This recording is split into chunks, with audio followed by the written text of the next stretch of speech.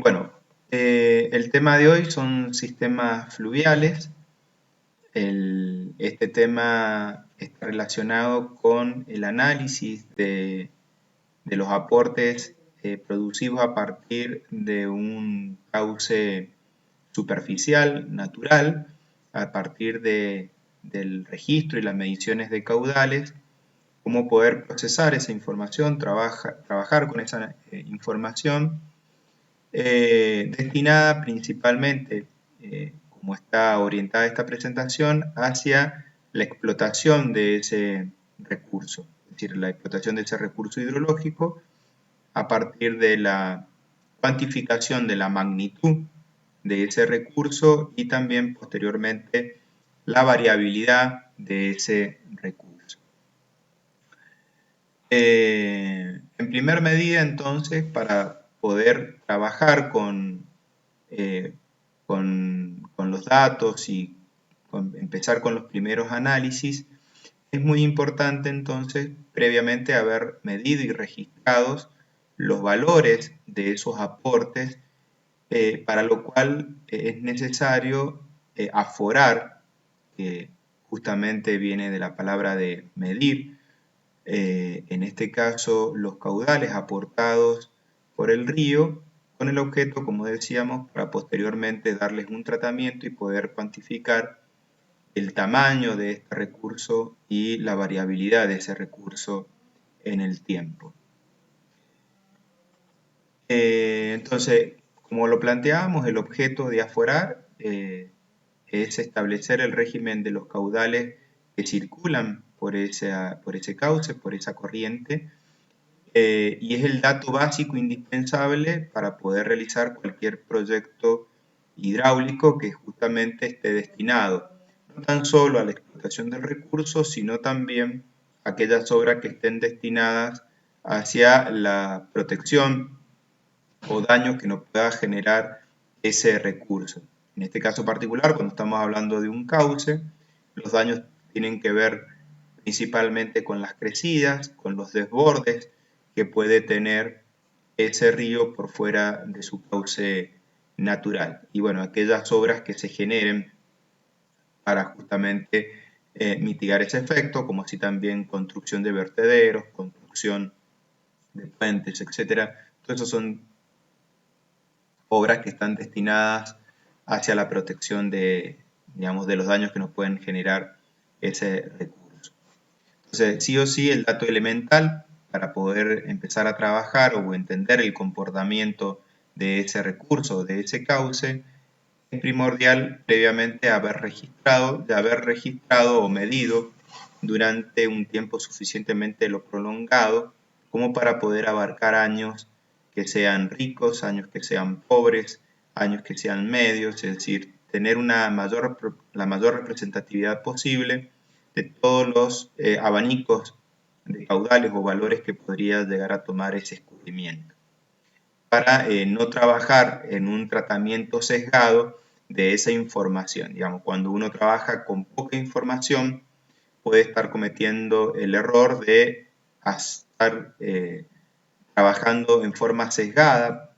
Por ejemplo, si hemos registrado durante un tiempo muy acotado de tiempo, ese nos puede haber sucedido de que, por ejemplo, hemos abarcado un periodo pobre, y si en ese sentido, pues bueno, hacemos proyecciones hacia el futuro a partir de esas mediciones, vamos a estar cometiendo un error por defecto, y todo lo contrario, si hubiésemos medido un ciclo o unos periodos ricos, vamos a estar cometiendo errores por exceso.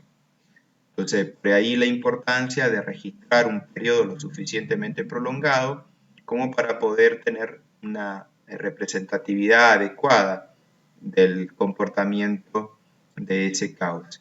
Siempre recalcamos que para más o menos tener una representatividad debemos abarcar entre 25 y 30 años, de forma tal, como decíamos, de abarcar periodos húmedos y periodos secos.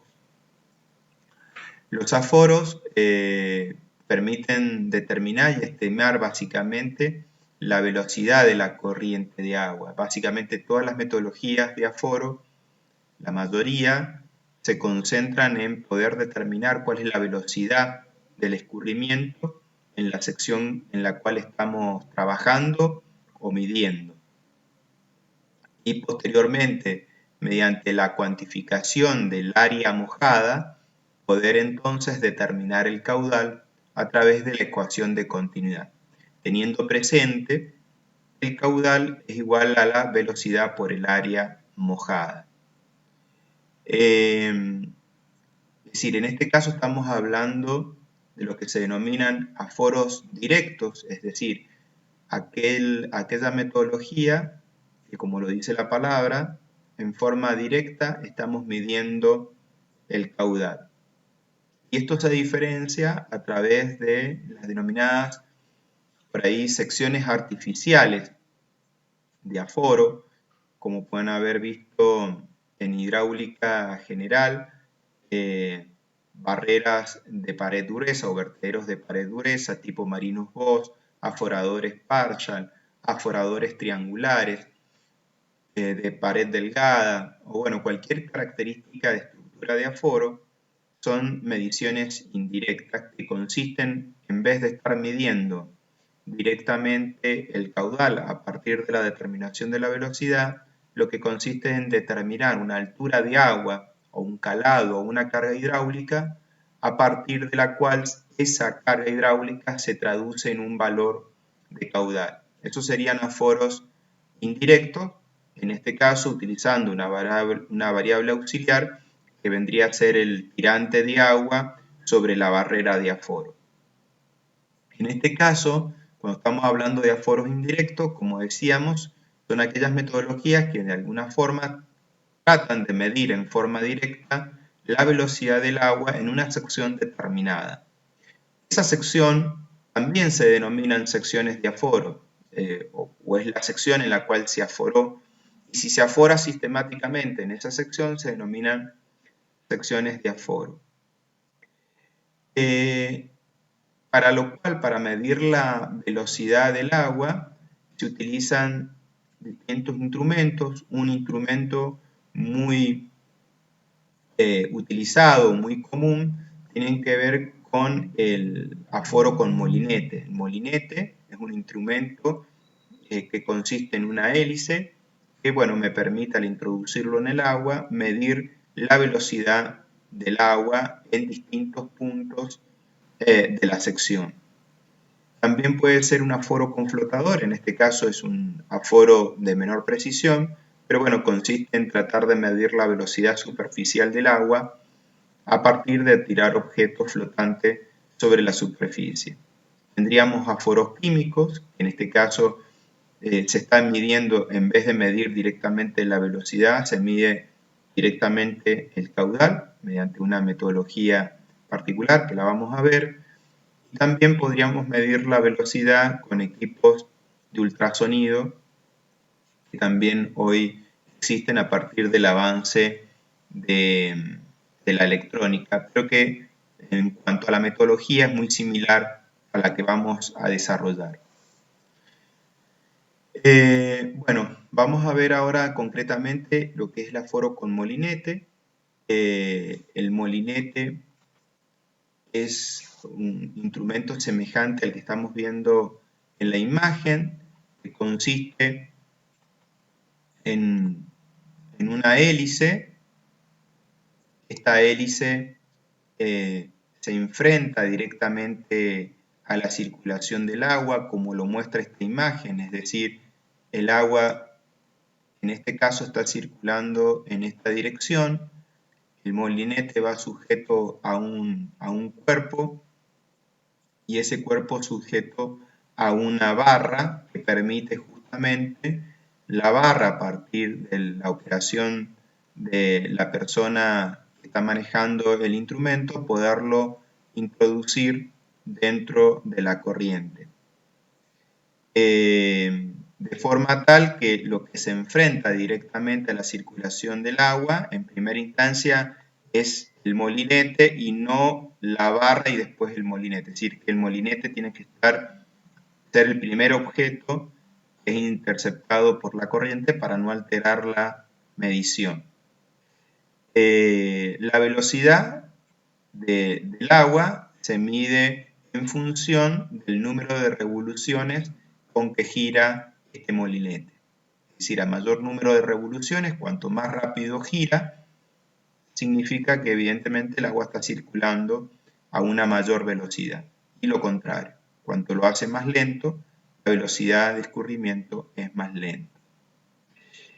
El fabricante, a su vez, provee con el instrumento una fórmula empírica que relaciona entonces el número de revoluciones del molinete con la velocidad de escurrimiento en el punto que se está midiendo. Para lograr esas ecuaciones de calibración, en realidad se utilizan unas canaletas de velocidad conocida, en donde se sumergen esas hélices o esos molinetes y se calibran los instrumentos. En sí, digamos, el conjunto de barras de medición como molinete no se compone con un solo molinete, sino se compone con una serie de molinetes o una serie de hélices en función del rango de velocidad que se quiere medir. Es decir, acá, por ejemplo, en esta imagen estamos viendo un molinete con unas aspas distintas a la de este molinete. En este caso es un molinete que está preparado para un escurrimiento más lento o velocidades más lentas de agua, y esto es para velocidades más rápidas. Entonces uno elige en función más o menos de las características de la velocidad del agua que está circulando, cuál sería el molinete más adecuado para obtener la mejor precisión. Y obviamente va cambiando la fórmula que se utiliza para poder traducir el número de revoluciones en velocidad, va variando en función de la hélice seleccionada. Es decir, de forma resumida, la medición de velocidad consiste entonces en sumergir en distintos puntos de una sección transversal. Sumergir, ya vamos a ver que ese molinete se coloca a alturas predeterminadas en distintos sectores de la sección. Al ser sumergido el molinete y a través de conocer el número de revoluciones con que gira el molinete, que se puede obtener en función, bueno, hoy a partir del desarrollo de la electrónica, pues directamente uno pulsando el botón, el instrumento lee y nos arroja el número de revoluciones. Si no, los instrumentos viejos también tenían una chicharra.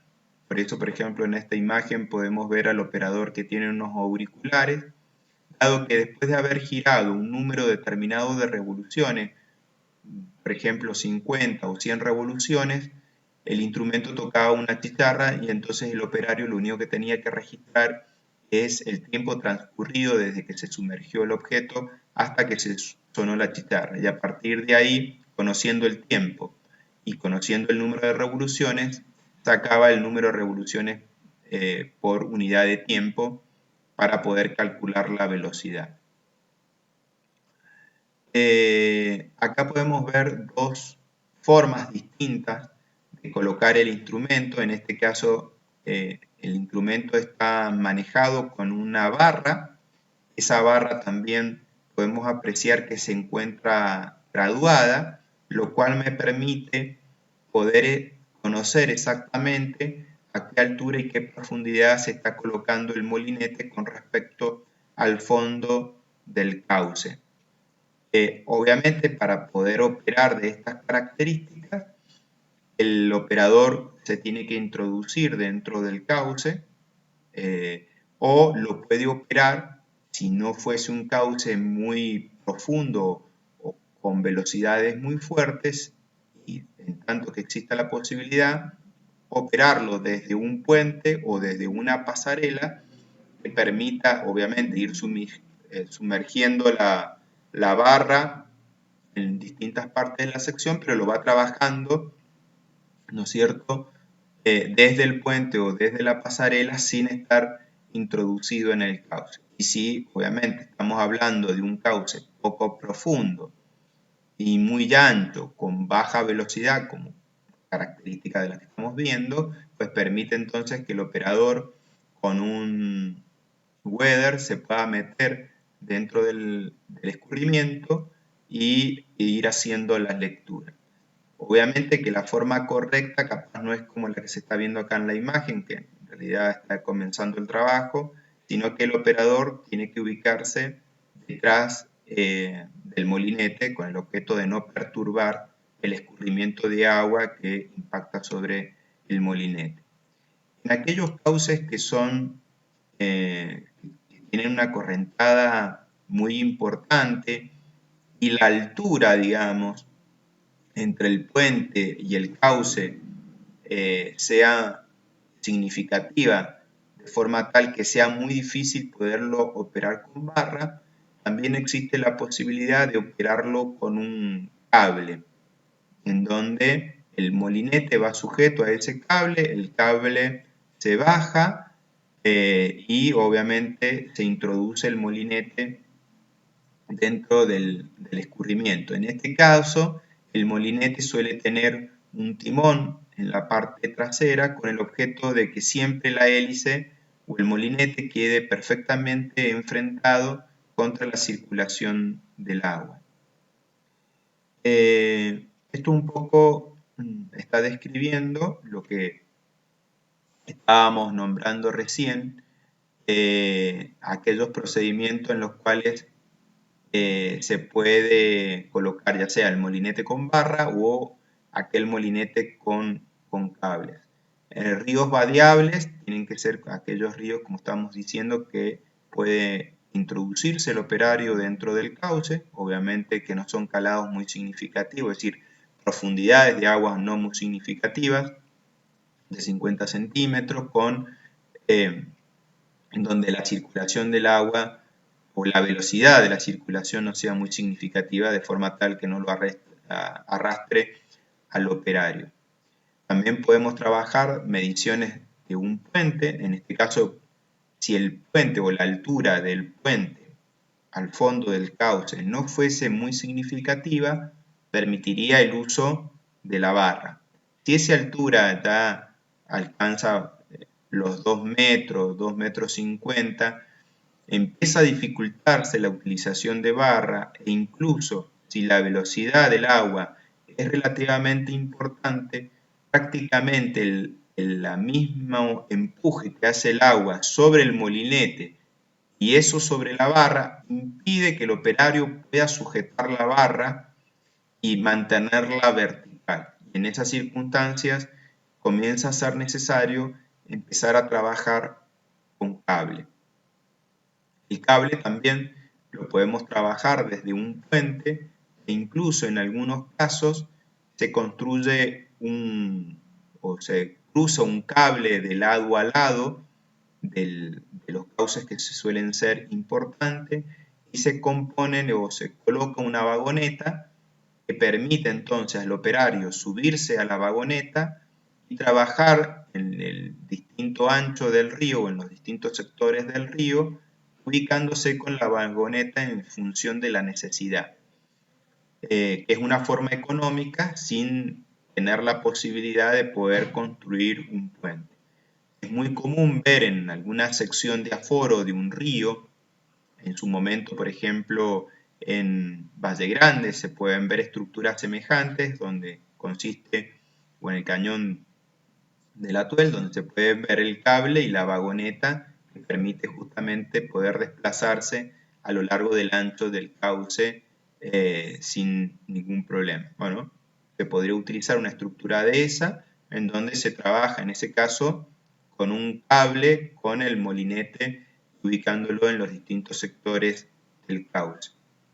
Y en aquellos cauces muy importantes, caso por ejemplo de ríos muy caudalosos, bueno, se trabaja desde alguna barcaza o desde una embarcación, obviamente atada de orilla a orilla, de forma de mantener una cierta línea, e ir colocando entonces el instrumento desde la embarcación en los distintos sectores del interés con el objeto de ir barriendo todo el ancho. Este, por ejemplo, es un aforo donde la gente está trabajando con la opción de cable y vagoneta, que como les digo es una situación muy común. Entonces, para poder utilizar la ecuación de la continuidad es necesario registrar digamos, todo el patrón de distribución de velocidades dentro de la sección mojada, dado que la velocidad dentro de la propia circulación del agua no es uniforme en todos los puntos de la sección mojada. Hay puntos donde tienen mayor velocidad y puntos donde tienen menor velocidad. Entonces, para que la medición sea lo más exacta posible, es necesario tener que registrar de mejor forma cuál es la variabilidad de la velocidad dentro de la sección mojada. Y a partir de poder captar esa variabilidad, poder entonces encontrar cuál podría ser esa velocidad media o los distintos valores de caudales en los distintos sectores de la sección que nos permitan entonces obtener el caudal total circulando en la sección, como decíamos, de la mejor precisión. Entonces, para poder lograr eso, lo que se hace es dividir al ancho total del cauce, es decir, si si este fuese nuestro cauce,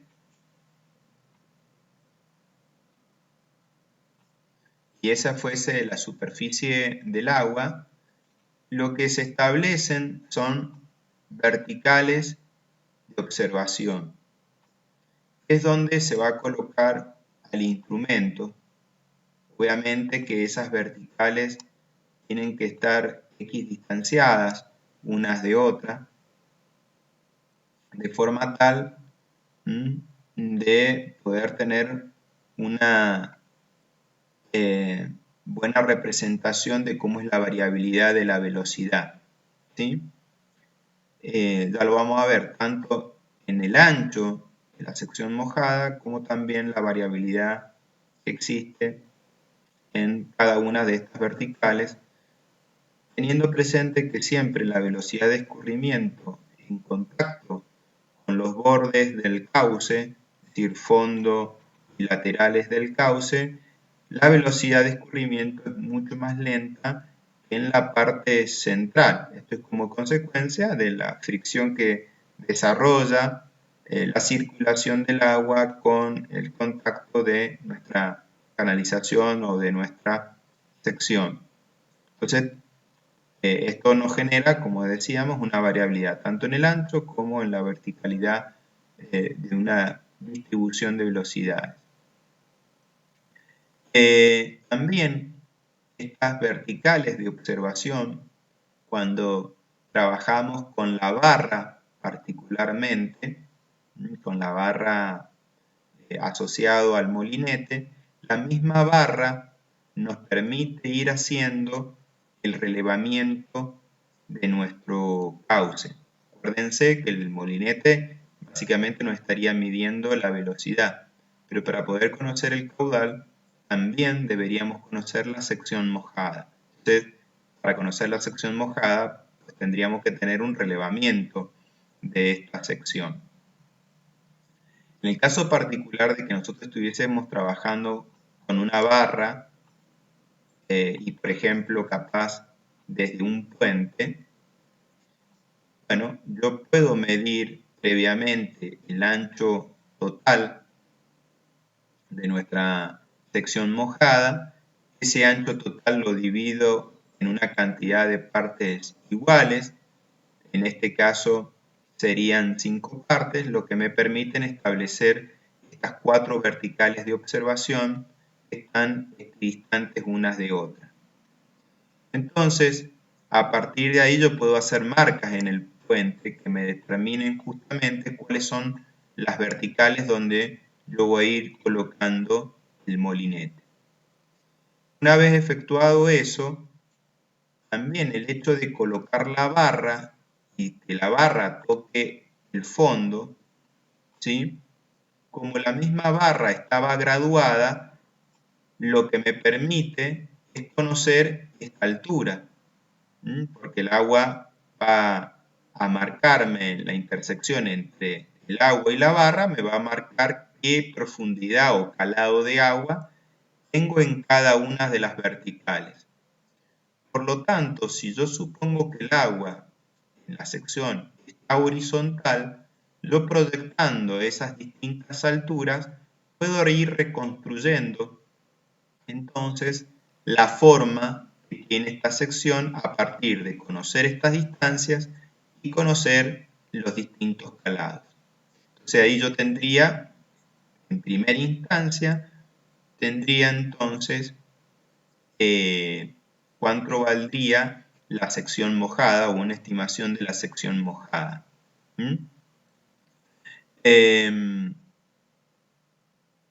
Bien, ahora lo que tengo que ir tratando de medir en cada una de estas verticales, entonces de medición, cuánto vale la velocidad en cada una de esas verticales.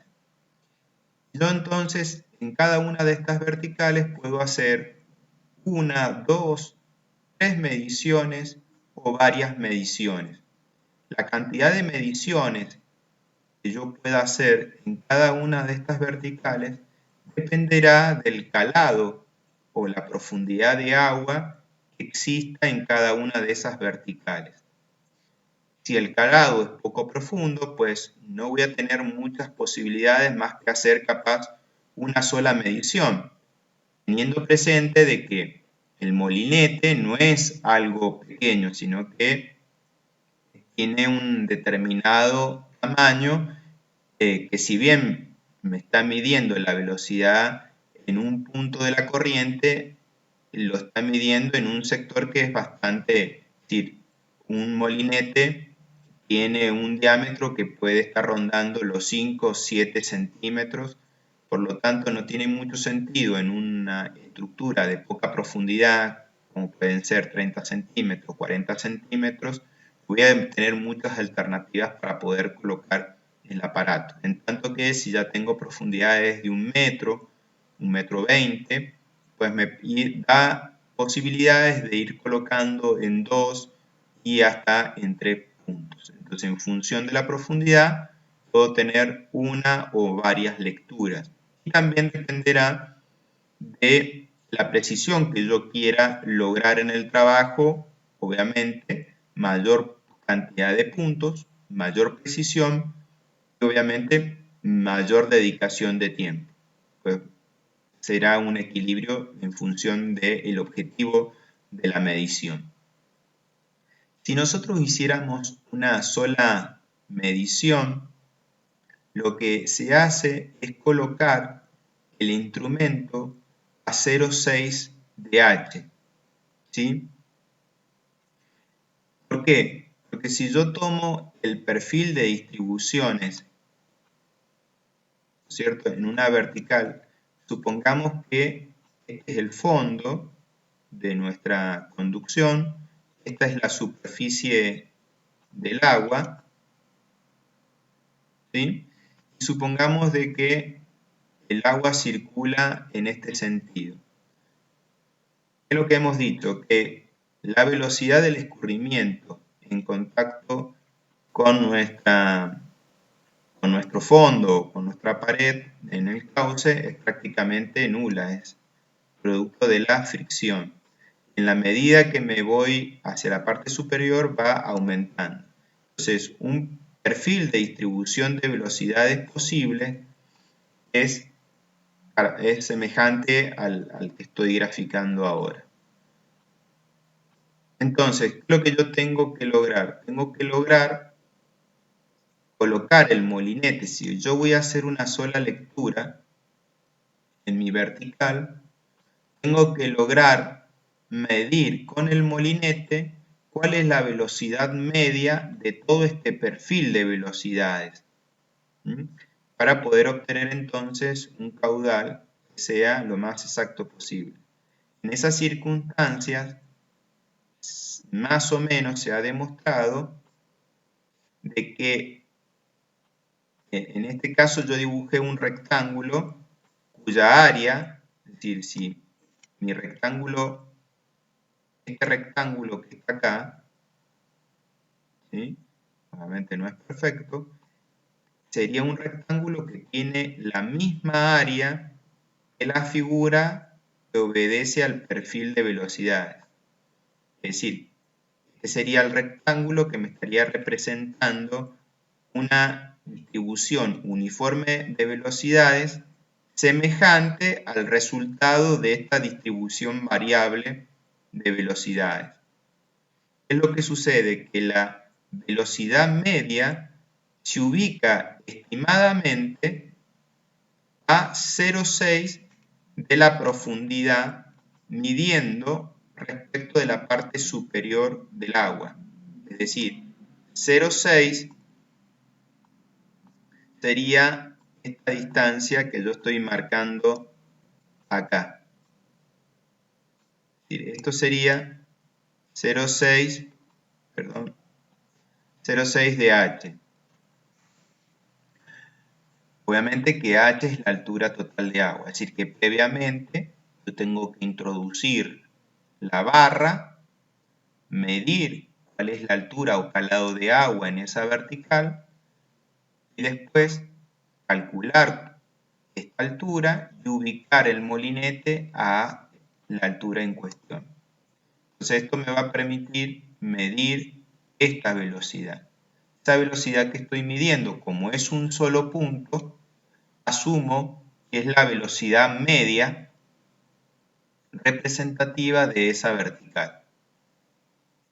Si yo hiciese dos mediciones, entonces se coloca en primera instancia el molinete en una parte más alta o más cerca de la superficie y otro un poco más profundo, es decir, a 0,2 de h y a 0,8 de h, y se hace directamente el promedio entre las dos mediciones. En ese caso ahí obtendríamos también la velocidad media representativa de esa vertical. Si se tomaran tres mediciones, entonces se toman a 0,2, 0,6, 0,8. En este caso se le da un mayor peso a la lectura obtenida 0,6 de h. Por eso está multiplicada por 2. Es decir, es como que midiéramos dos veces esa altura de 0,6. Y obviamente eso está dividido por 4.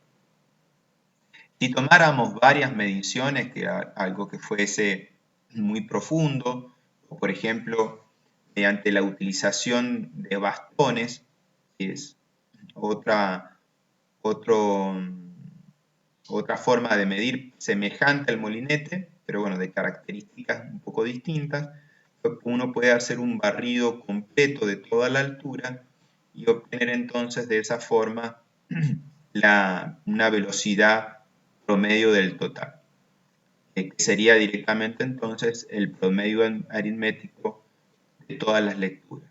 Entonces, una vez efectuado este trabajo en cada una de las verticales que nombrábamos anteriormente, vamos a conocer cuál es la velocidad media que tengo en cada una de esas verticales.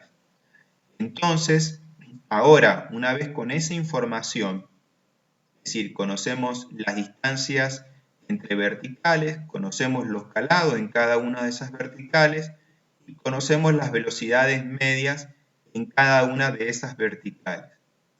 Entonces tenemos distintos métodos para poder transformar esos valores en caudal.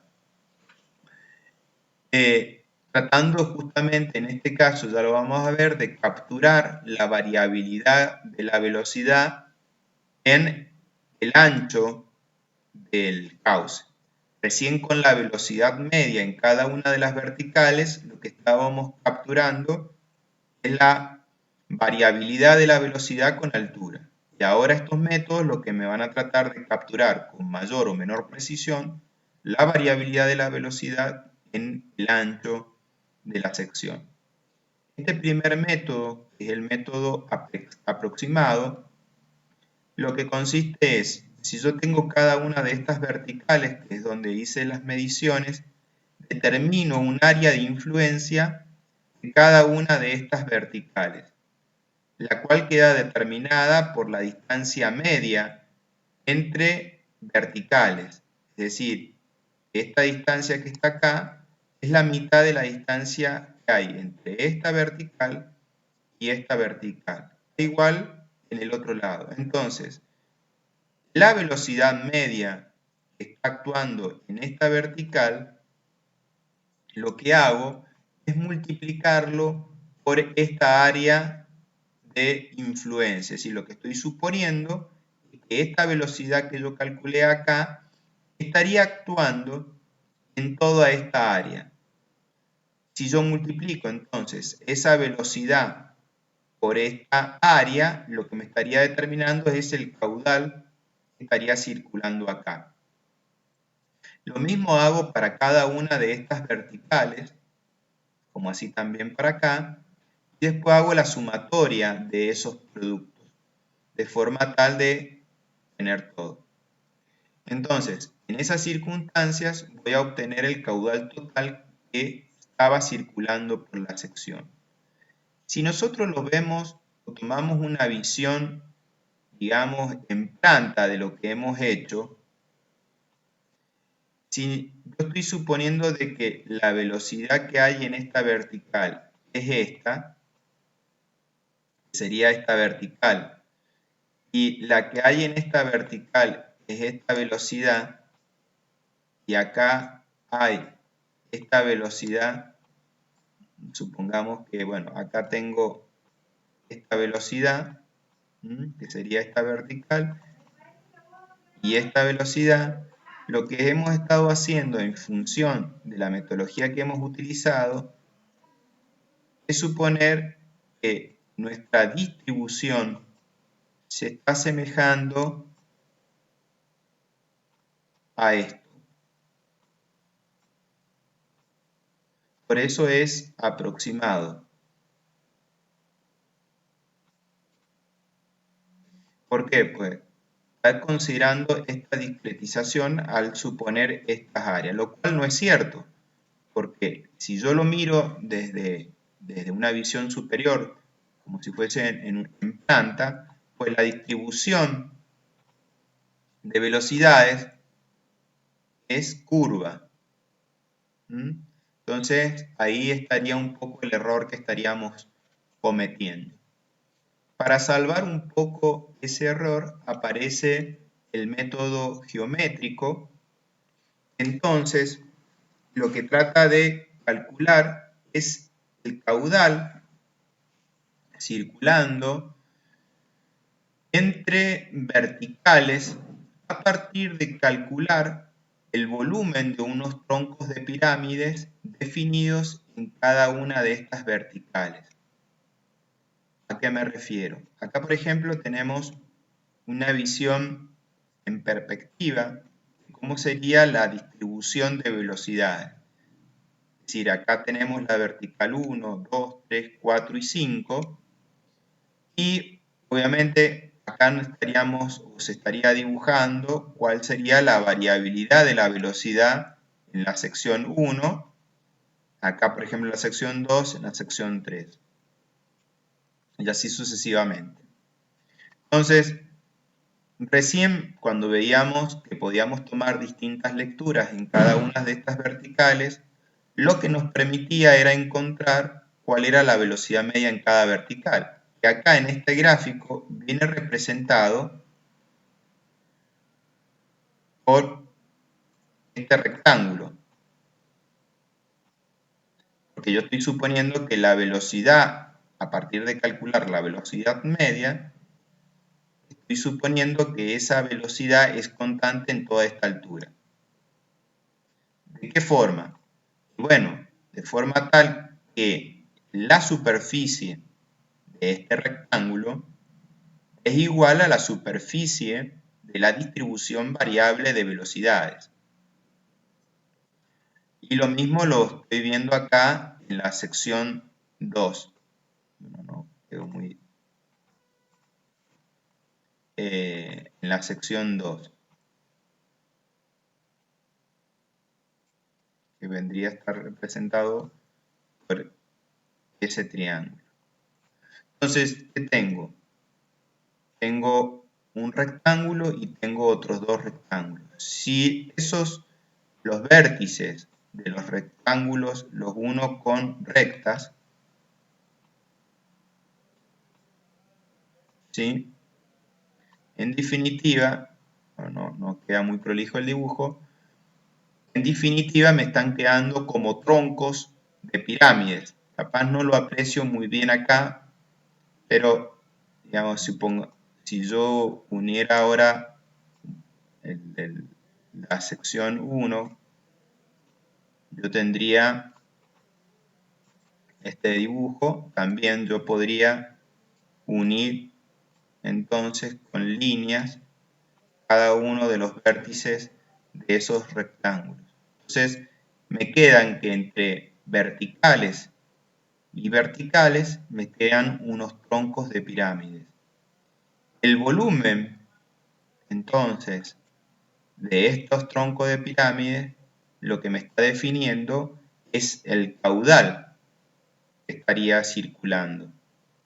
Entonces, por ejemplo, el volumen del tronco de pirámide entre la sección 2 y la sección 3 está representado por esta ecuación.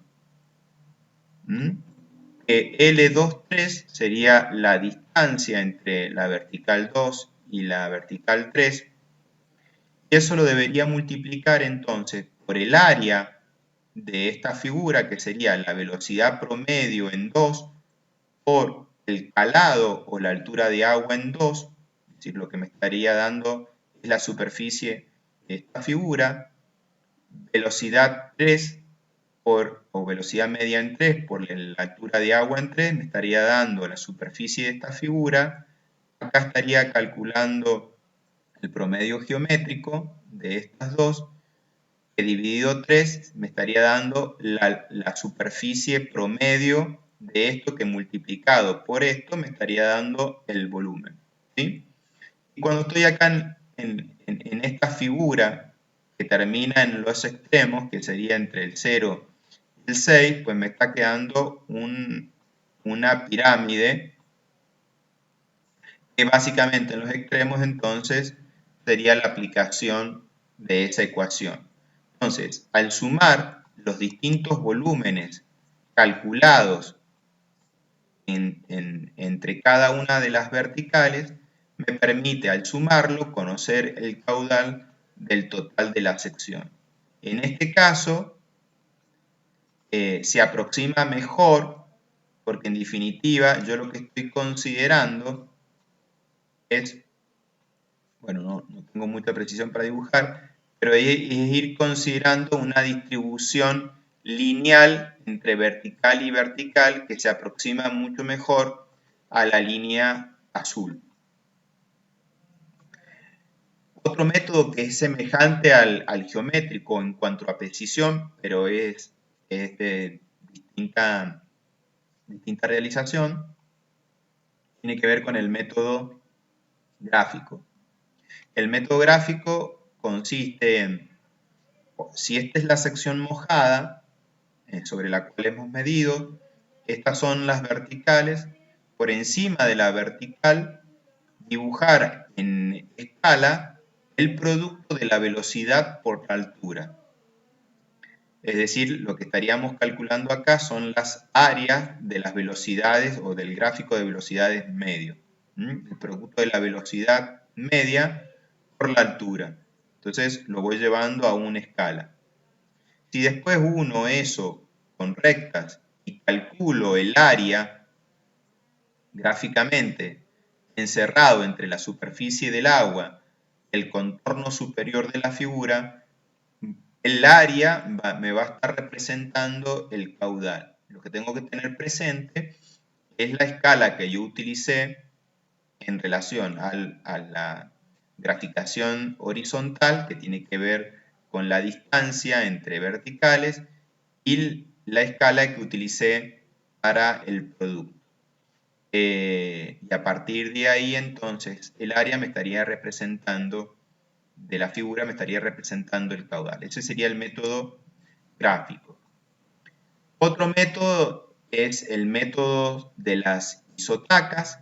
Isotacas viene a representar curvas de igual velocidad, es decir, como si fuese un plano de curvas de nivel, que en este caso me estarían representando, ese plano me estaría representando cuál es la distribución de velocidades de la sección. En este caso, para poderlo construir, necesito tener una cantidad de puntos significativos en cada una de las verticales y también capaz una mayor equidistancia entre verticales, de forma tal de poder capturar de mejor forma cuál es el perfil de distribuciones de velocidades. Para la graficación de estas curvas de igual velocidad, pues es lo mismo que en la construcción de un plano de curvas de nivel. Es decir, una vez que tengo los puntos, cada uno de esos puntos donde yo hice mediciones con sus velocidades respectivas, hago interpolación lineal entre cada uno de esos puntos mediante la construcción de una red de triángulos que me permite ir interpolando e ir encontrando cuáles son los puntos que tienen iguales velocidades en función de la equidistancia entre curvas de nivel o la equidistancia, en definitiva, es decir, el salto de discretización entre velocidades, y ir después uniendo esos puntos de igual velocidad. Entonces, una vez que yo tengo determinadas estas curvas de igual velocidad, pues el caudal surge de determinar el área encerrada entre isotacas. Por ejemplo, acá yo tendría representada la isotaca de la velocidad v sub i, y acá tendría la isotaca de la velocidad v sub i menos 1. Entonces, eso me estaría determinando el área w sub i, que sería la que está rayada. Entonces, el caudal que estaría circulando en este sector surge de multiplicar esta área v sub i por el promedio de las velocidades de las isotacas que limitan esta área. Y así lo voy haciendo con la totalidad de las áreas encerradas entre isotacas, y después el caudal total surge de hacer la sumatoria de todos los caudales parciales calculados.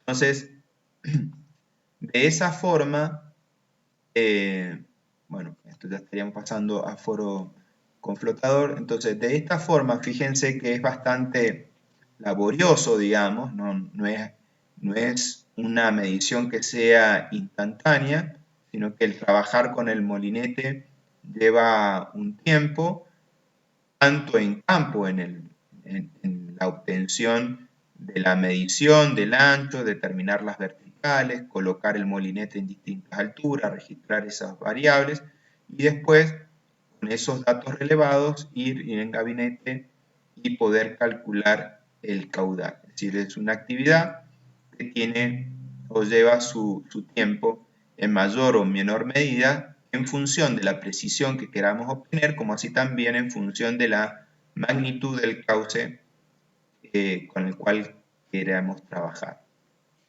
Otra de las mediciones de aforo que teníamos era el aforo con flotador. El aforo con flotador es una metodología utilizada en un caso en donde uno no busca una extremada precisión, pero sí quiere más o menos tener noción de la magnitud del caudal que está circulando, y para lo cual se puede utilizar con muy pocos instrumentos y con muy pocos elementos poder determinar el caudal. Que bueno, como dice la palabra, consiste en tirar objetos flotantes sobre la superficie del agua y determinar el tiempo que tarda entonces en recorrer ese objeto flotante una determinada distancia que previamente la tendríamos que haber determinado sobre el terreno, y a partir de conocer el tiempo y la distancia, determinar velocidades. Esas velocidades, y conociendo el área mojada, pues nos permite entonces tener estimaciones del caudal. Como digo, es un método que no es muy preciso, no es tan preciso como el molinete, pero nos permite tener una aproximación y utilización muy práctica, dado que con muy pocos elementos nosotros podemos estar midiendo e inclusive no es la dedicación de tiempo que veíamos en el molinete. Es decir, que para cuestiones prácticas y rápidas puede tener utilidad.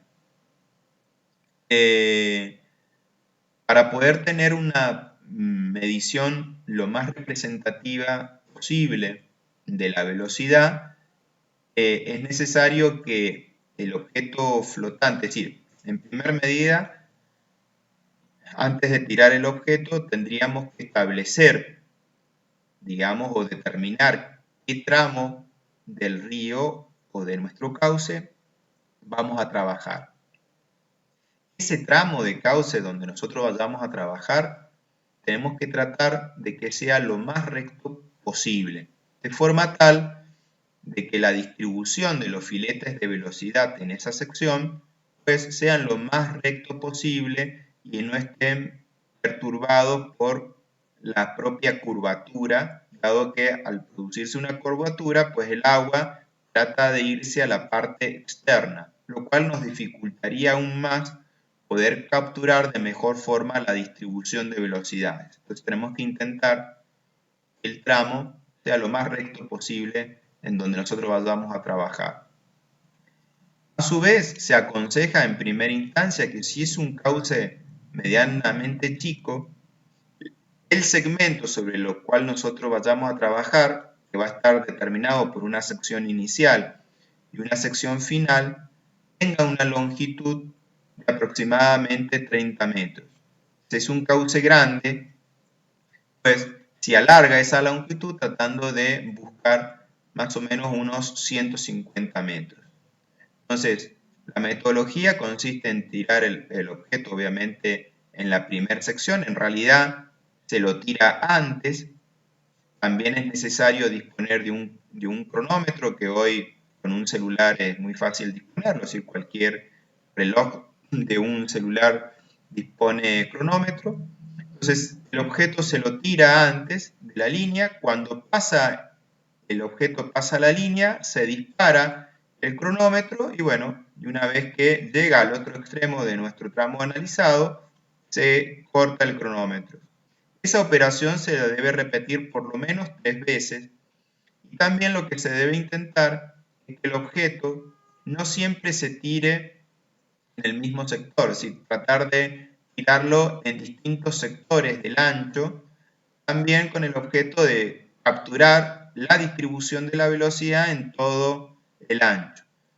La mayor cantidad, sí, cuanto más veces lo tiramos, pues bueno, entonces mayor, mayor precisión vamos a tener en cuanto a calcular esa velocidad. Después lo que hacemos es, con esas velocidades que hemos registrado, calculamos el promedio de todos esos valores.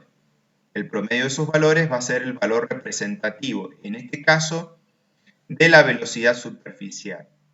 Entonces, para poder calcular el caudal, teniendo presente que, por ejemplo, es muy normal tener un perfil de distribución de velocidades como el que está que estoy marcando ahora.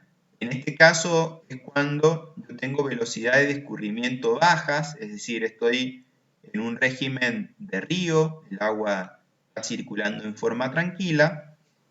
La velocidad máxima se produce a nivel superficial. Si nosotros habíamos trabajado entonces con el objeto flotante, pues nosotros vamos a haber registrado esta velocidad. Si nosotros multiplicamos esta velocidad por el área mojada, evidentemente vamos a estar midiendo por exceso.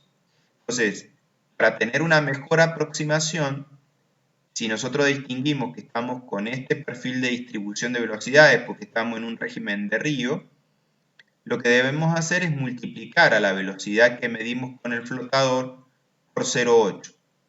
Y esa velocidad después, posteriormente, multiplicarla por el área mojada.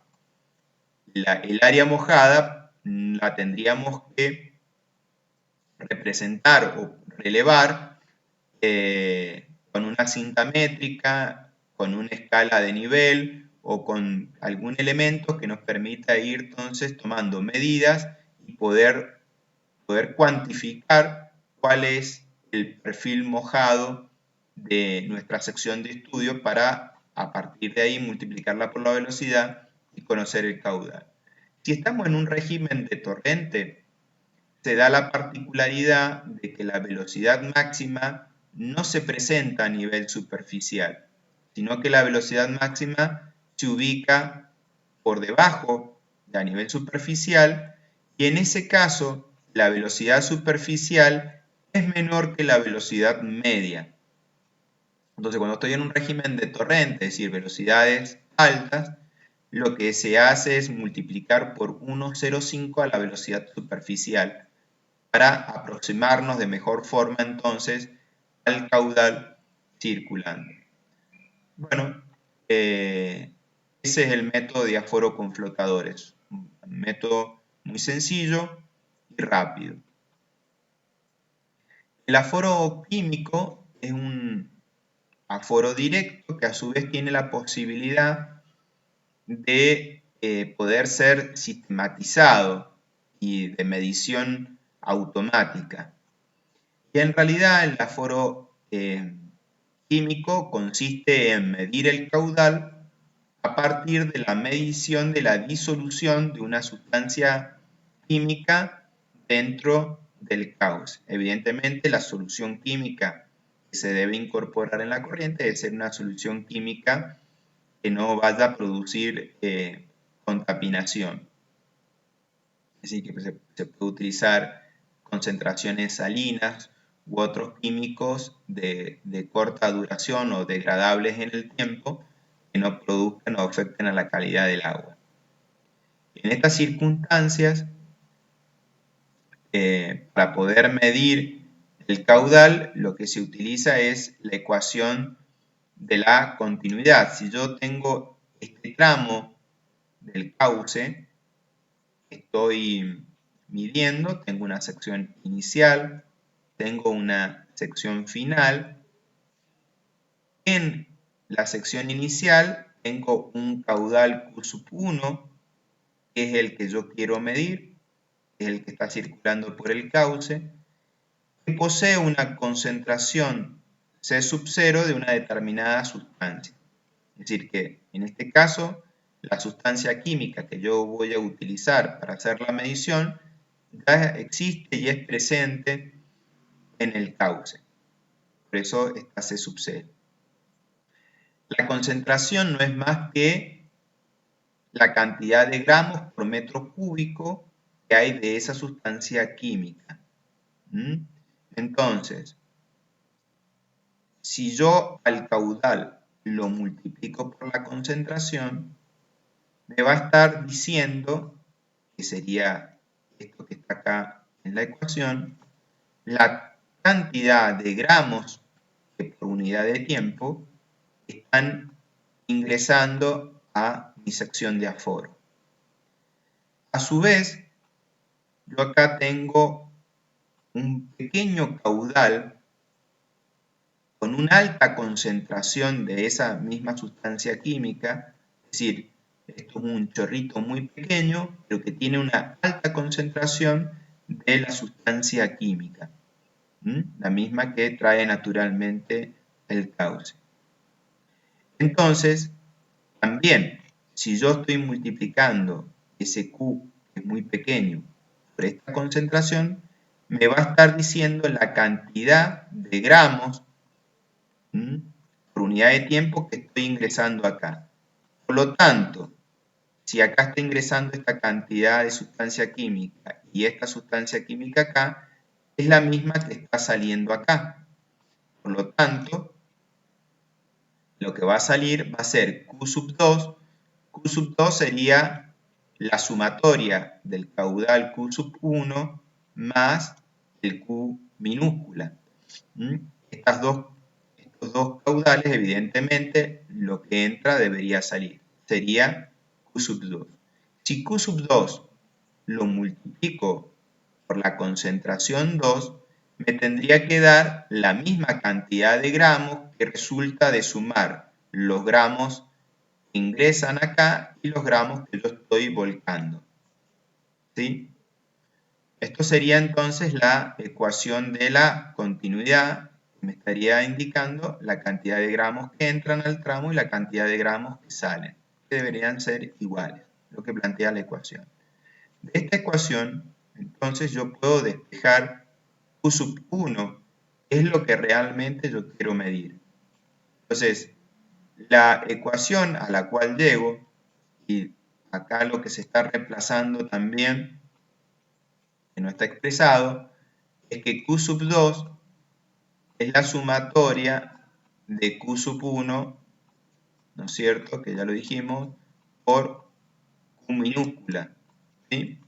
Si yo reemplazo a Q sub 2 por esto y trabajo algebraicamente y despejando, encuentro que Q sub 1 es igual a Q minúscula, es decir, este caudal, del cual lo conozco, porque es el caudal que yo estoy introduciendo a este proceso,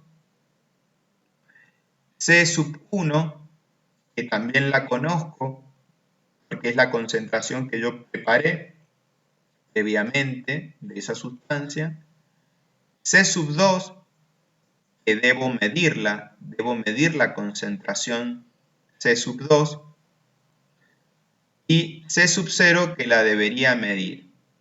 Pero, si C sub 0 es despreciable o muy pequeña frente a C sub 2, o también si C sub 0 es 0, yo llegaría, bueno, acá ha quedado pisada la ecuación, a que Q sub 1 sería igual a Q minúscula por el cociente de C sub 1 dividido C sub 2. Es decir, C sub 1 lo conozco, Q minúscula lo conozco, y si entonces determino la concentración C sub 2, para lo cual también se pueden colocar sensores automáticos, podría estar midiendo el caudal circulante. Ese es el aforo químico.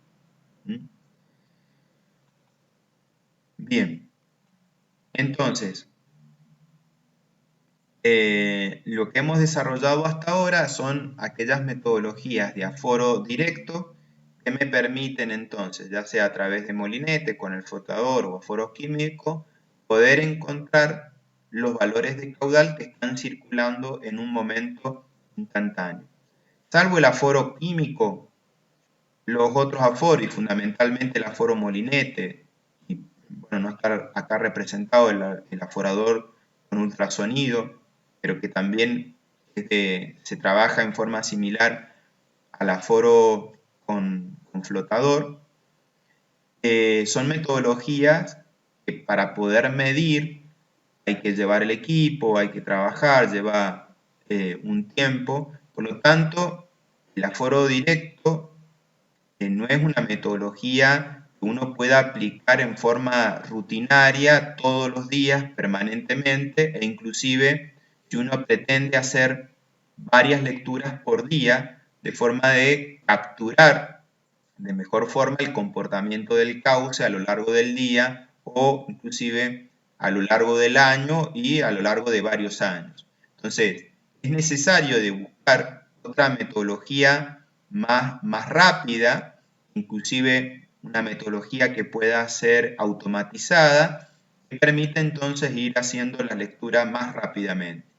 De ahí que surge el aforo indirecto, y como lo marcábamos un poco al inicio de esta presentación, lo que trata de buscar es una variable auxiliar que a partir de la medición de esa variable auxiliar, es mucho más fácil de medirla, poder indirectamente determinar el valor de caudal. La variable auxiliar, como habíamos comentado, que se utiliza para determinar el caudal, es el calado de agua o tirante de agua o altura de agua en nuestra sección de aforo. Entonces, lo que debemos tratar previamente es de construir una curva de gasto que nos permita relacionar para cada uno de esos tirantes cuál es el valor de caudal. Esa curva de gasto es una curva semejante a la que está representada en este gráfico, en donde, en este caso, bueno, es lo mismo si yo pongo en forma inversa, ordeno los gráficos, pero en este caso, en ordenadas, tengo la altura o tirante de agua y en el eje de abscisas tengo el valor de caudal.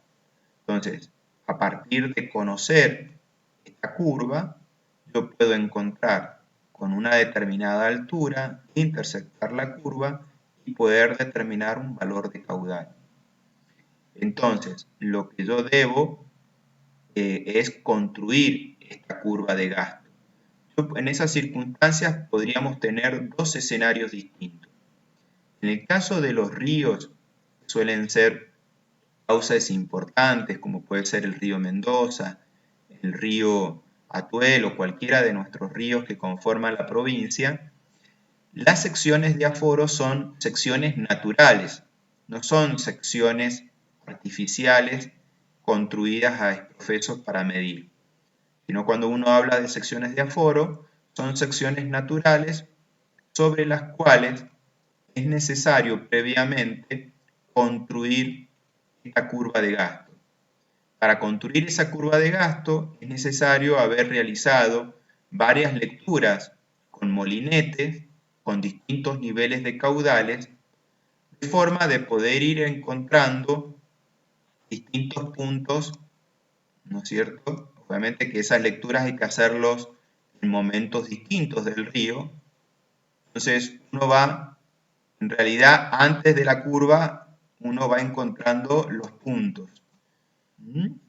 A través de, como digo, aforos directos con molinetes, entonces uno va encontrando esos puntos azules. Una vez que determina los puntos azules, podemos interpolar una curva, que sería la curva de gastos, y que después a partir de esa curva de gasto y a través de la medición de los tirantes de agua, poderlo traducir en valores de caudal. Esa sería una situación.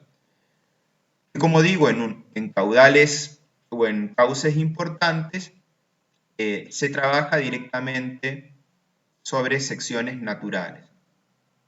Si yo tengo cauces más pequeños, como pueden ser arroyos, o también en canales artificiales de riego, yo puedo conocer de antemano la curva de gasto a partir de la construcción de secciones artificiales que reúnen condiciones ideales para poder medir. De ahí que surgen los aforadores, y los aforadores son secciones artificiales tratando de reunir condiciones para inclusive mejorar la medición, ya sea por ejemplo a partir de vertederos de pared gruesa, que pueden ser tipo Marinus Voss, por ejemplo canaletas Parshall o cualquier otra estructura de medición.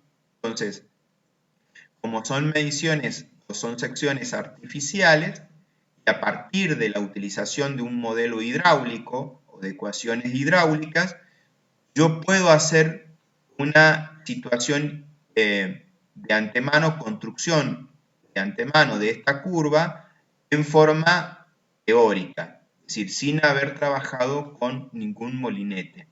Sí, lo que puedo, y si quiero, puedo después contrastar esa ecuación teórica de ese aforador construido de exprofeso, sí, a partir de una condición digamos, de una medición con molinete, la teoría se ajusta a lo presentado realmente en el terreno.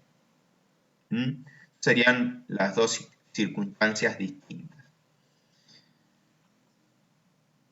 La medición, obviamente, se hace a través de lo que se denominan escalas limnimétricas o limnímetros, que son semejante a una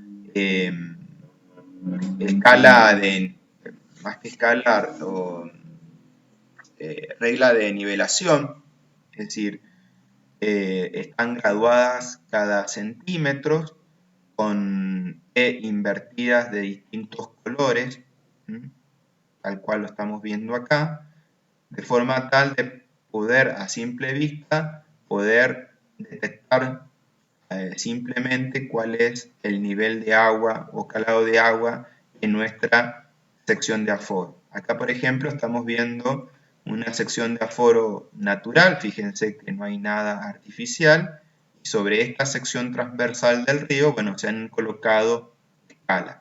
Como en este caso la variabilidad del tirante de agua es importante, bueno, no es suficiente la colocación de una escala, sino que se van colocando escalas a distintas alturas, obviamente, en correlación para no equivocarse en la lectura. Entonces, el lignígrafo no es otra cosa que una regla graduada, ¿no es cierto?, con una precisión de centímetro que está dispuesta sobre la orilla de nuestro cauce y que nos permite entonces determinar cuál es el nivel de agua.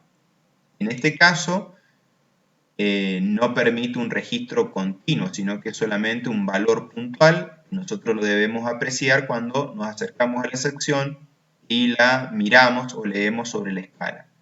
Los limnígrafos en realidad son instrumentos que nos permiten entonces hacer un registro continuo de esos valores de escala. Actualmente a través de instrumentos electrónicos.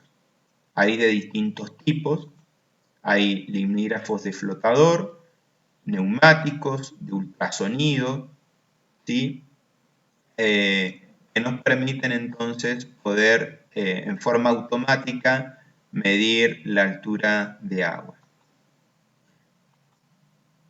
En este caso lo que estamos viendo es un limnígrafo de flotador, en este caso es antiguo, es decir, esto es un tambor en la cual hay un papel, esto que se ve acá es una punta con tinta, y a partir del giro del flotador, el lápiz que está sujeto o que traza el dibujo sobre el papel se mueve de un extremo al otro y el papel o el tambor con el papel va girando al ritmo del tiempo. Entonces acá voy construyendo una curva que me va visualizando, mostrando cómo va variando la altura de agua con el tiempo.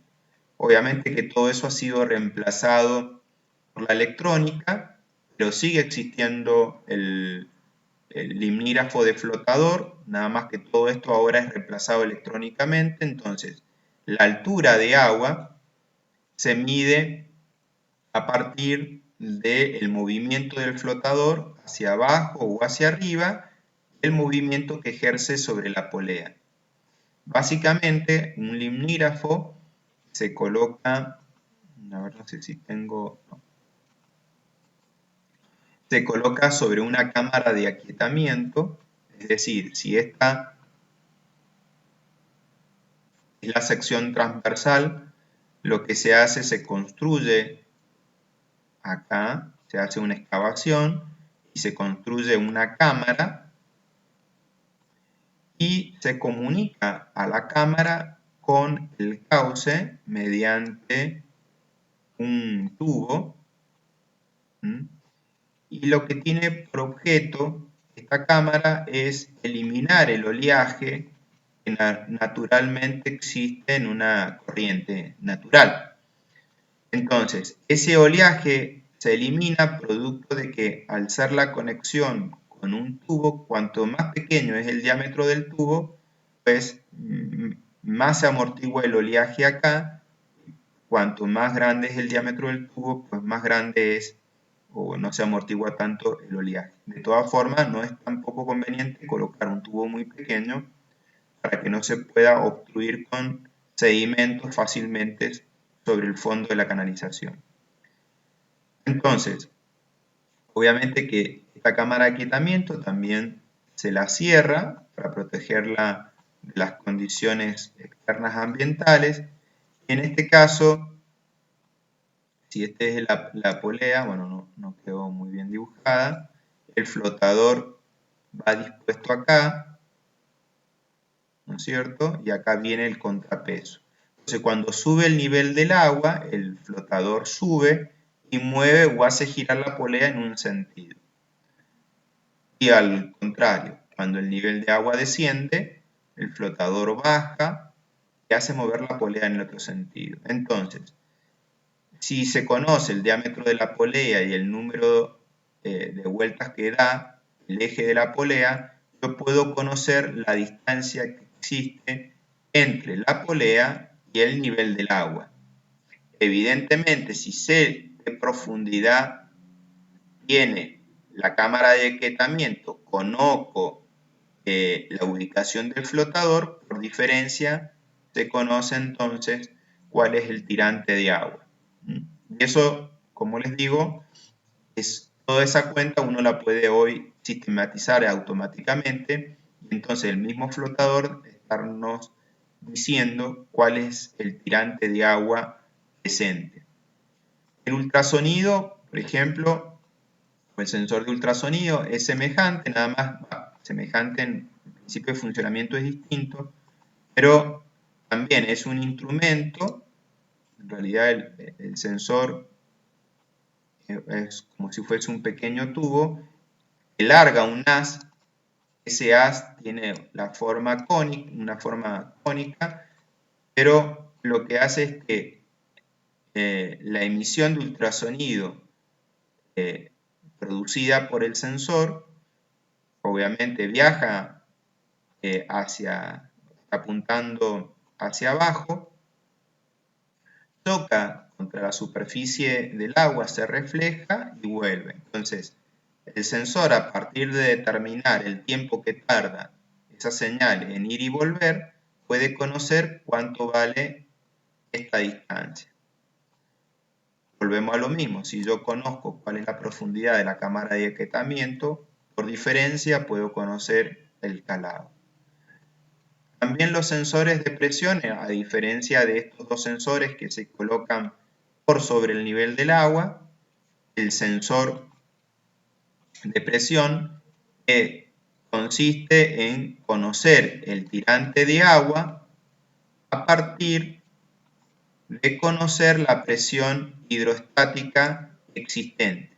Entonces, obviamente, aumenta el calado, aumenta la presión hidrostática, disminuye el calado, disminuye la presión. Entonces, a partir de la medición de la presión, yo puedo conocer la altura de agua. Todos esos instrumentos, entonces, nos permiten en forma automática ir registrando los distintos niveles o valores de calado de agua y a partir de conocer entonces la ecuación de la curva de gasto, traducir esos valores en caudal. Esa ecuación, si estamos hablando, o esa curva de gasto, si estamos hablando de una sección natural, debe ser recalibrada cada cierta cantidad de tiempo, porque bueno, la sección natural puede sufrir modificaciones con el tiempo. Procesos de erosión o procesos de sedimentación que hagan que cambien las condiciones de escurrimiento y por lo tanto varíe esa curva de gasto. Cuando estamos trabajando con una sección natural, es decir, una sección de aforo natural, debemos buscar que esa sección natural busque o reúna ciertas condiciones que hagan que la medición sea precisa, es decir, o sea lo más precisa posible, y a su vez simplifiquen ciertas condiciones constructivas y demás. En primer medida, el lugar donde la sección vayamos a seleccionar se tiene que ubicar en un tramo lo más recto posible y lo más largo posible, es decir, en un tramo del río lo más recto y largo posible, con el objeto que planteamos también hace un rato de que los perfiles o la distribución de los filetes de agua en la sección mojada sean lo más uniformes posible y no estén afectados como consecuencia de la existencia de una curva. Eso es un punto importante. Otro aspecto tiene que ver con que la sección tenga una buena contención del escurrimiento para distintos niveles de altura de agua. ¿A qué me refiero?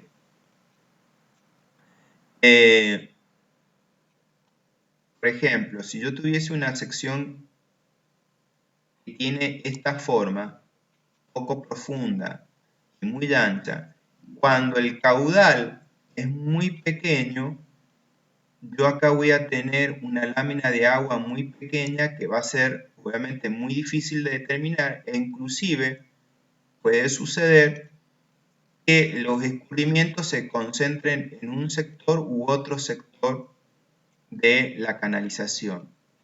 Es decir, que para pequeños caudales no voy a tener una precisión muy adecuada. También me puede suceder de que yo tenga una sección de que tenga una característica, por ejemplo, como estas, en donde sí, para pequeños caudales se me ubican en una sección determinada o en un punto determinado de la sección, pero cuando el caudal crece, se desparrama, por decirlo así, en forma grotesca, pero el caudal, para caudales grandes se distribuye en un gran ancho de la sección, inclusive se puede desbordar el agua de la sección, perdiendo entonces toda precisión en la medición. En tal sentido, conviene tener una sección bien definida y que contenga lo mejor posible el caudal, ¿no es cierto?, tanto para escurrimientos bajos como para escurrimientos altos.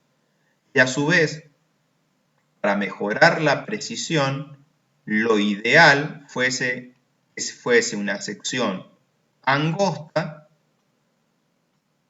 y a su vez elevada. ¿Por qué? Porque bajo esas mismas condiciones, la curva de gasto va a ser lo más empinada posible, es decir, ante pequeñas variaciones de caudal, yo tengo grandes variaciones de tirante producto de la conformación que tiene esa sección. En cambio, si la sección fuese muy ancha, yo tengo grandes variaciones de caudales con pequeñas variaciones de tirante. Dado que el área aumenta mucho, como es muy ancha, el área aumenta significativamente con pequeñas alturas de agua. Y todo lo contrario, si la sección es angosta, para que el área aumente significativamente es necesario un aumento significativo del tirante de agua. Entonces, obtengo mejores precisiones con secciones que sean angostas y altas. Inclusive una circunstancia ideal en cuanto a la forma de la sección sería una sección que tuviese una forma tipo en B, es decir, una forma característica de acá. ¿Por qué? Bueno, porque cuando los caudales son pequeños, tengo anchos muy pequeños, y cuando los caudales grandes, tengo anchos un poco más grandes. Entonces, prácticamente tengo una muy buena uniformidad de precisión para los distintos niveles de caudales. ¿Sí? Esto sería lo que está establecido entonces en el segundo punto. Por un lado, también está establecido en el tercer punto de ser secciones libres de problemas de erosión o sedimentación. Por este mismo tema que hablábamos hace recién. Si tengo problemas de erosión o sedimentación, me está cambiando la sección transversal. Al cambiarme la sección transversal, me están cambiando las condiciones del escurrimiento y me está cambiando la ecuación de gasto. Entonces, tengo que tratar de buscar secciones conformadas en roca y que estén libres de problemas de sedimento. Obviamente que eso sería lo ideal.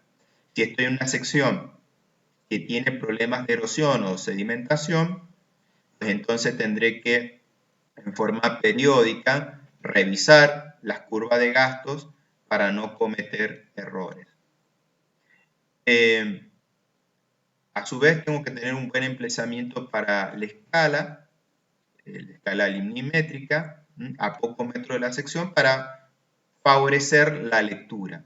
Por más que nosotros pongamos instrumentos de medición automática, la escala limnimétrica siempre tiene que estar, porque inclusive nos va a servir para poder calibrar estos instrumentos, el limnígrafo de medición automática.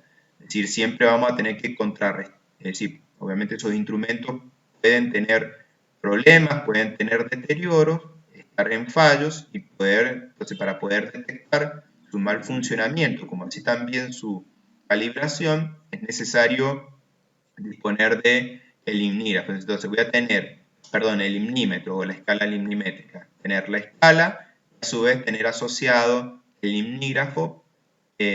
Todo eso debe estar conformando la sección. A su vez, sería bueno digamos, disponer en esa sección de aforo estructuras que nos permitan facilitar después, posteriormente, los trabajos de medición con aforo directo, es decir, trabajar con molinetes. Es decir, en esa sección deberíamos instalar algún cable con una vagoneta o, por ejemplo, buscar una sección de aforo en donde exista un puente carretero y que nos permita entonces poder tener accesibilidad en todo el ancho del cauce. Si no es así, bueno, la construcción puede ser también de una pasarela metálica o la construcción, si no es muy ancho el cauce, o la colocación de un cable y vagoneta que nos permita entonces hacer o facilitar todos los trabajos de aforos directos y revisión entonces de las curvas de gasto. A su vez, la sección debe cumplir con el régimen de semimódulo. Esta condición lo que está hablando es que la sección natural que nosotros habremos elegido para hacer las mediciones no esté afectado de una curva de remanso. ¿Para qué? Para que exista una relación unívoca entre tirante y caudal. Si por algunas circunstancias yo tengo una sección que se encuentra con una curva de remanso por alguna particularidad ubicada aguas abajo, puede ser que las condiciones de aguas abajo modifiquen a la sección de aforo, estableciéndome distintos valores de tirantes para un mismo valor de caudal. Para poderlo entender, voy a poner el siguiente ejemplo. Supónganse de que ustedes, aguas abajo de una sección de aforo de un canal, tienen una compuerta, ¿sí? Supongamos de que este es nuestro canal. Supongamos de que sobre ese canal nosotros construimos una barrera, un vertedero de pared gruesa, y acá colocamos una escala limnimétrica, ¿sí? Haciendo un corte longitudinal de nuestro canal. Obviamente, el agua va a ser, perdón, me equivoqué un poco.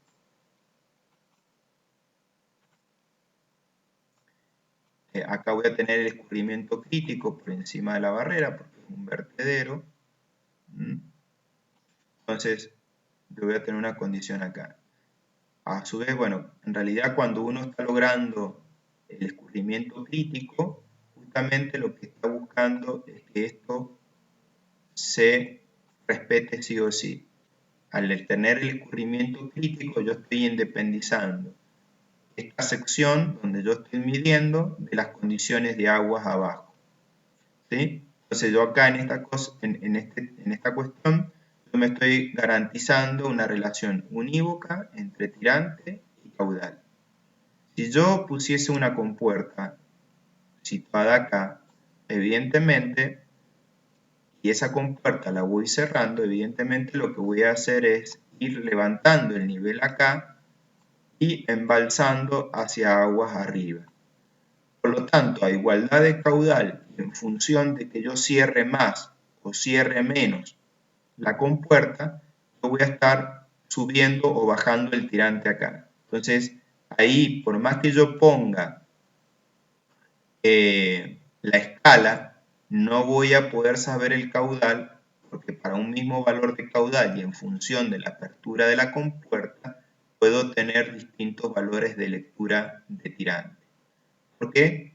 En este caso hay una curva de remanso que me está alterando las condiciones hidráulicas y una situación ubicada aguas abajo me está alterando la medición aguas arriba. Eso me puede suceder en una sección.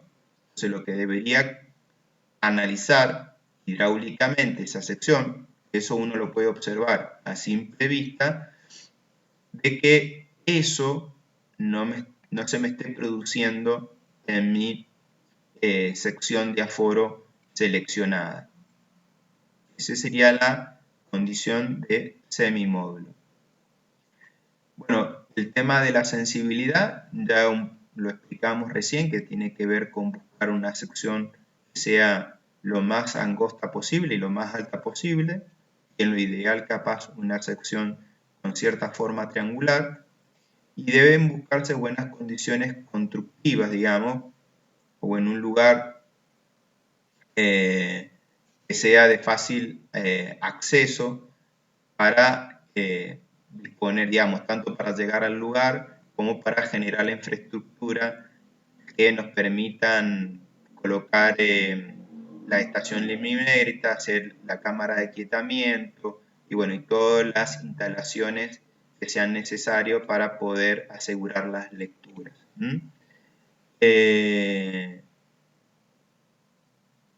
Bueno, obviamente que tendríamos que mirar otros factores, aunque hoy la tecnología nos avanza o nos permite mayores flexibilidad, es el acceso a energía. Hoy en realidad a partir de la instalación de paneles solares uno se puede independizar entonces del acceso a la energía eléctrica para tener entonces mediciones automáticas, la facilidad de acceso, es decir, caminos para poder acceder a la sección de aforo y poder hacer mantenimientos y controles de la misma, el tema también con los distintos tipos de comunicación, porque la estación va a estar midiendo, va a estar registrando, va a estar guardando valores, pero también puede estar emitiendo esos valores y nosotros recibirlos online. De todas formas, también hoy con el avance de la tecnología tenemos distintas formas de comunicaciones. Puede ser comunicación vía celular, ya sea mediante mensajes de textos o multimediales. Entonces se pueden instalar chips a las estaciones, chip de teléfono a las estaciones, esas estaciones estar transmitiendo y poder recibir esos mensajes. Pueden ser radiales en VHA, VHF, UHF. Podemos tener también transmisiones satelitales. Es decir, hoy hay una gran versatilidad para poder tener entonces comunicación con estaciones que pueden inclusive estar muy remotas, inclusive en determinados periodos del año, ser inaccesibles. Entonces, bueno, hoy hay una gran cantidad de elementos electrónicos que, bueno, nos facilitan un poquito ese trabajo. Bueno, hasta aquí llegaríamos entonces con el tema de hoy día, es decir, nos hemos enfocado básicamente y nos hemos detallado un poco en todas las formas de poder medir los cauces, porque en realidad es una tarea específica de la ingeniería nuestra, es decir, es de la ingeniería civil, de la ingeniería hidráulica, todo este aspecto relacionado a la medición de los valores de caudales. Anteriormente, como hemos trabajado con variables meteorológicas, no lo hemos detallado tanto y no nos hemos detenido tanto, porque por ahí, si bien nosotros podemos llegar a utilizar esa información, por ahí puede ser tarea de otras áreas de la profesión, no de la ingeniería civil, sino de de otras áreas, pero este tema relacionado a la medición de caudales sí es de incumbencia de la ingeniería tanto civil como hidráulica, y por eso hemos detallado y explayado un poquito más en todas las técnicas de medición. Entonces, primeramente, para poder analizar un río, su comportamiento, para poder determinar la magnitud de ese recurso, primero es medir y a partir del análisis de mediciones sacar entonces las conclusiones.